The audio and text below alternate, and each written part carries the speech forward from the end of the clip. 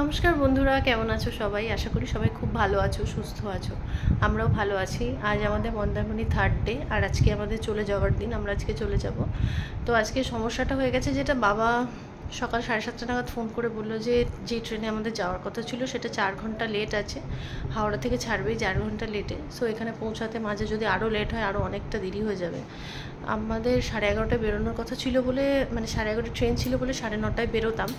সেই মতো সকালে উঠে রেডি টেডি হয়ে নিয়েছি, স্নান ধান করে নিয়েছি। তো তারপরে এটা শোনার পরে দেখলাম সত্যি চেক করে যে হ্যাঁ এতক্ষণ লেট, কিন্তু আমাদের হোটেলে চেক আউট টাইম তো সেম আছে না, সেটাকে আর এখন বাড়ানো সম্ভব না। তো সেই জন্য একটু বাদে আমরা বেরিয়ে যাব। মিষ্টিকে তুলে দিয়েছি, এখন 8:30 মতো বাজে। 10টা নাগাদ বেরিয়ে যাব। বেরিয়ে গিয়ে একটু এখান থেকে আধ ঘন্টা কি 40 মিনিট লাগবে দীঘা সি বিচ। তো সেখানে গিয়ে খানিকক্ষণ স্টে করে একটু ঘুরে তারপরে আমরা দীঘা স্টেশন থেকে ট্রেন ধরে নেব। এটাই হচ্ছে আমাদের সকালের আজকে। তো মিষ্টিকে তুলেছি, এখন আমরা ব্রেকফাস্ট করতে যাব। মিষ্টিকেও একটু খাইয়ে দেবো, তো কিছু খায় না, ঘরেই খাওয়াতে হবে। খাইয়ে নিয়ে তারপরে আমরা বেরোবো। চলো তাহলে এখন যাই, ব্রেকফাস্টটা করে আসি। এই হলো আজ আমাদের সকালের খাবার। এগুলো তো মিষ্টি কিছুই খাবে না, তো ওকে যা খায়, যেটা কর্নফ্লেক্স, তাই খাওয়াতে হবে। তোমাদের আমি ফার্স্ট ভিডিওতে বলেছিলাম আমাদের রিসর্টটা একটু শেয়ার করবো তোমাদের সাথে, সেটা হয়নি সেকেন্ড ভিডিওতে। আজ আমি তোমাদের দেখিয়ে দিচ্ছি। যেটা হাত দিয়ে দেখালাম সেটা হলো এন্ট্রান্স, আর এদিকটা আছে চিলড্রেন্স পার্ক, আর ওইখানে গাড়ি পার্ক করার জায়গা আছে, আর সামনেটায় সুইমিং পুল আছে। যেখানে তোমরা স্লিপটা দেখতে পাচ্ছ সেখানে বাচ্চাদের সুইমিং পুলটা আছে, তোমরা শর্ট ভিডিওতে নিশ্চয়ই দেখেছো। আর এই পাশ দিয়ে সব রিসেপশনটা আছে, এদিকে রেস্টুরেন্ট আছে, আর তার উপরে সব রুমগুলো আছে। আর এই বাঁ দিকটা দিয়ে নিচেও রুম আছে, ওপরেও রুম আছে। আর এইটা হচ্ছে আমাদের রুম 1009। আমরা নিচেই রুম নিয়েছি, ওপরে রুম আমরা নিইনি। নিচেরটাতেই সুবিধা হয়েছে আমাদের, বারবার নামা ওঠা করা একদম ভালো সহজ নয়। তো এই যে গেটটা দেখছো, এটা হচ্ছে আমাদের রিসর্টের শেষ, আর এইখান দিয়ে সি বিচটাও দূর থেকে দেখা যাচ্ছে, তোমরা নিশ্চয়ই দেখতে পাচ্ছ। আমাদের এই রিসর্টে পরে আরেকটা রিসর্ট, যেটা নীল রঙের টিন দিয়ে কিছু একটা শেড করা আছে, সেটার পরেই কিন্তু সি বিচ, একদম খুব অল্প সময়, একদম হাঁটা পথ। এখান দিয়ে খুব সুন্দর সি বিচের হাওয়াটা আসে। এখানে কিছু চেয়ার টেবিল পাতা আছে, সন্ধেবেলায় ভালো লাইট জ্বলে, গান টান চলে। এই হচ্ছে আমাদের রিসর্টটা যেখানে আমরা ছিলাম। আমি মিষ্টির খাবার বানাচ্ছিলাম, হঠাৎ করে দেখি ঘরে নেই। আমি তো পাগলের মতো খুঁজে বেড়াচ্ছি, বাইরে এসে দেখছি বলছে আমি এইখানে, আমি তো খুঁজে পাচ্ছি না। দেখো তোমরা কোথায় কি লুকিয়ে বসে পর্দার আড়ালে লুকিয়ে আছো কেন? মা খুঁজে পাবে না তাই? হ্যাঁ,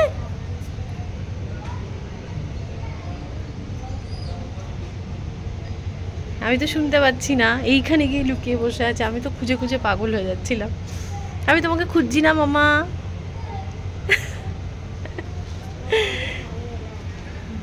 ঠিক আছে, চলো খেয়ে নে।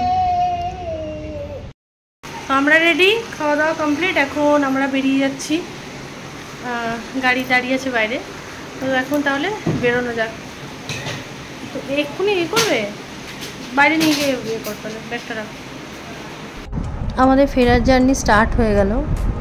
দেখো তোমরা, এই বাঁদিকে সমুদ্রটা দেখা যাচ্ছে। জানি না পরে ওয়েদার কীরকম হবে, হালকা রোদ এখন উঠছে। সকালে যখন ঘুম থেকে উঠেছিলাম সেদিন আমি খুব তাড়াতাড়ি ঘুম থেকে উঠে পড়েছিলাম, কারণ ফেরার যেহেতু ব্যাপার আছে, আর আমার বাচ্চা ছোট, ওকে রেডি করতে সময় অনেকটা লেগে যায়। সকালে উঠে দেখলাম মেঘলা ওয়েদার, সাথে কয়েক ফোঁটা ফোঁটা বৃষ্টিও পড়ছে। তো ভেবেছিলাম বোধহয় সারাদিন রোদ থাকবে, জানি না পরে কীরকম কী থাকবে। এরকম ওয়েদার থাকলে কোনো সমস্যা হওয়ার কথা নয়। এদিকে যে সমুদ্রটা, এখানে সেরকম কেউ নামে না, কারণ এখানে বড় বড় বোল্ডার ফেলা আছে। এইগুলো জাস্ট এমনি সাইড দিয়ে রাস্তা তৈরি করা আছে। গত 2 বছর বা 1.5 বছর আগে একটা খুব ঝড় হয়েছিল, ঝড়টার নাম আমার ঠিক মনে পড়ছে না, যেটা দীঘার ওপর খুব বেশি এফেক্ট হয়েছিল। এটা আমরা সবাই জানি, এটা নামটা ঠিক মনে পড়ছে না। যদি তোমাদের খেয়াল পড়ে আমাকে একটু কমেন্টে জানিও। তাতে নাকি এই সব এরিয়াগুলো খুব ক্ষতিগ্রস্ত হয়েছিল শুনছিলাম, এখানে যিনি ড্রাইভার আছে তার কাছে। আমি তো শুধু বাঁ দিকটা দেখালাম, ডান দিকে জনবসতি আছে, এই দিকটা আমার দেখানো হয়নি। তো ওই দিকে ঘরবাড়িগুলো, একটা পাঁচির দেখেছিলাম একদম কাত হয়ে গেছে, সেটা নাকি ওই ঝড়ই হয়েছিল। তারপর আর যেটা নতুন কনস্ট্রাকশন তৈরি হচ্ছিল বলে তারপর সেটার কাজ করা হয়নি। তো এই রকমই ক্ষতিগ্রস্ত হয়েছিল। আশেপাশে ঘরবাড়িগুলো টিনের, কোনোটা চাল দেওয়া টিনের বা টালির চাল দেওয়া ঘর, সেগুলো খুব ক্ষতিগ্রস্ত হয়েছিল সেই ঝড়ে। তারপর আবার নতুন করে তারা নিজেদের মতো করে তৈরি করে নিয়েছে। এখন আমি যে রাস্তাটা দিয়ে যাচ্ছি এটা হলো শঙ্করপুর মৎস্য আড়ত না কিছু একটা এরকম লেখা ছিল। এইখানে যে ট্রলারগুলো রাখা আছে, এগুলো মাছ ধরার ট্রলার, এখানে রাখা থাকে বা তৈরি হয়, শুনলাম এখানে তৈরি হয়, একদম নতুন। এগুলো খুব ভালো লাগছিলো দেখতে, পরপর সব রাখা আছে। এখান থেকেই নিয়ে যাওয়া হয় এগুলোকে, জানি না কিভাবে নিয়ে যাওয়া হয়, নিশ্চয়ই ওদের প্রসেস আছে আলাদা। এই রাস্তাগুলো কিন্তু খুব ভালো, একদম এবড়ো খেবড়ো ভাঙাচোরা রাস্তা নয়, খুব সুন্দর। আর এই ব্রিজের নিচ দিয়ে একটা নদী আছে, অনেকগুলো নদী এসে এখানে মিশছে দেখা যাচ্ছে, যাতায়াতের পথে আমরা দেখেছিলাম,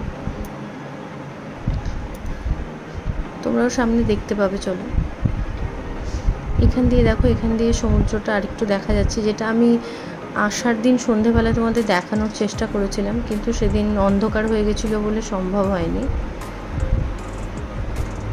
সেই জন্য এখন একটু ভালো করে দেখা যাচ্ছে। এখন দেখো আকাশটা যেরকম মনে হচ্ছে বেশ সুন্দর, খুব রোদ নেই। বেলা বাড়ার সাথে সাথে কীরকম কী হবে জানি না। ওদিকে আমাদের ট্রেনও ভীষণ লেট, কখন পৌঁছবো, কখন ট্রেন আসবে কিছুই বুঝতে পারছি না। আমাদের তো অসুবিধা নেই, সমস্যা হচ্ছে মিষ্টিকে নিয়ে, ও খুব ছোটো তো, ওটা নিয়ে প্রবলেম।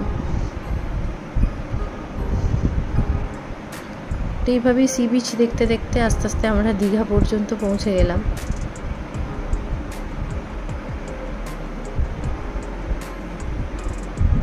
এদিকে যে রাস্তাটা দিয়ে যাচ্ছিলাম এখান দিয়েও দেখো একটা নদী এসে সমুদ্রে মিশেছে, অনেকটা তাজপুরের মতোই দেখতে মনে হচ্ছিলো যেন ওই জায়গাটা, কিন্তু না, এটা আরও একটা নদী। আমি প্রতিটা নদীর নাম বা কিছু আমি জানি না, শুধু দেখছিলাম, ভালো লাগছিলো। যেহেতু গরমকাল সেহেতু পুরো চড়া পড়ে গেছে, বর্ষাকালে এগুলোতে নাকি প্রচুর জল থাকে, এটাই স্বাভাবিক। রাস্তার পাশে খেজুর গাছগুলোতে কিন্তু প্রচুর খেজুর ধরেছিল, দেখতে ভালো লাগছিল। এই নদীটা খুব সুন্দর, দেখো দূরে সমুদ্র দেখা যাচ্ছে। যে জিনিসগুলো আমরা বইতে পড়ি বা কানে শুনি সেগুলো চোখের সামনে দেখতে কিন্তু খুব ভালো লাগে।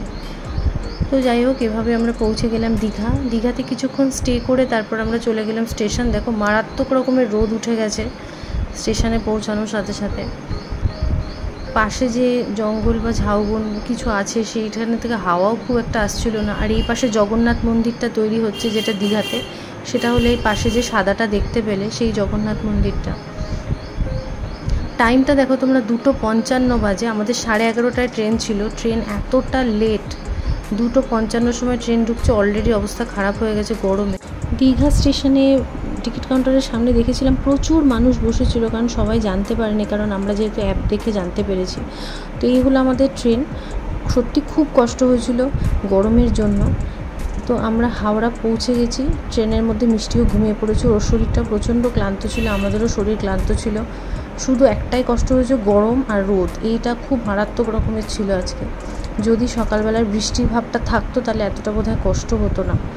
তো যাই হোক, আমরা সন্ধে যখন 7:45 বাজে তখন আমরা পৌঁছে গেছি হাওড়া। 19 নম্বর প্ল্যাটফর্মে দিয়েছে, আর এখান থেকে আমাদের পার্কিংটা একদম সোজাসুজি। যেখানে আমাদের গাড়ি পার্ক করেছিল বাবা আমাদের নামিয়ে দিয়ে গেছিলো, সেখানে বাবা আবার নিতে এসেছিলো আমাদেরকে। তো জার্নি আমাদের এখানেই শেষ হলো। প্রথম দুদিন সত্যি খুব ভালো কেটেছিল, কিন্তু শেষ দিনটা এইভাবে যাবে বুঝতে পারিনি। তো যাই হোক, এইভাবেই আমাদের মন্দারমণির জার্নি শেষ হলো। ভিডিওটাও আমি এখানে শেষ করছি, আবার দেখা হবে তোমাদের সাথে আরও একটা নতুন ভিডিওতে। ততদিন সবাই খুব ভালো থেকো, সুস্থ থেকো, সাবধানে থেকো। আর আমার ভিডিওটা ভালো লাগলে একটা লাইক করে দিও। তোমাদের কেমন লাগলো কমেন্ট করে জানিও। সবাই ভালো থেকো, নমস্কার।